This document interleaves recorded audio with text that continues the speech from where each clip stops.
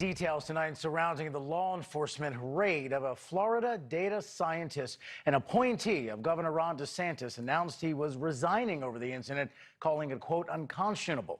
Now, the raid was captured on home surveillance camera by that data scientist. Her name again, Rebecca Jones. Come outside. Outside. Who else is in the house, ma'am? My 2 children and my husband. Where's your husband at? Calm down. Calm down. You want the children down? Calm them all down. Mr. Jones, come down the stairs. Now! Jones tweeted the video yesterday saying agents showed up at her home and took her computers.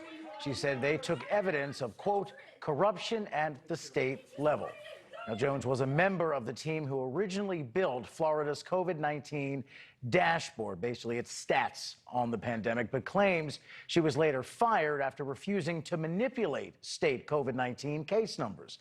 Jones then built her own dashboard using crowdsourced funding. State officials say they're now investigating her for a potential data breach, but Jones says she is not a hacker. I haven't had access to any systems at DOH for over 6 months. I'm not a hacker.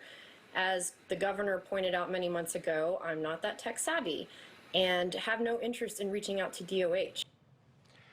The Florida Department of Law Enforcement did release a statement that read in part, quote, when agents arrived, they knocked on the door and called Miss Jones in an attempt to minimize disruption to the family. Miss Jones refused to come to the door for 20 minutes and hung up on agents. After several attempts and verbal notifications that law enforcement officers were there to serve a legal search warrant, Miss Jones eventually came to the door and allowed agents to enter.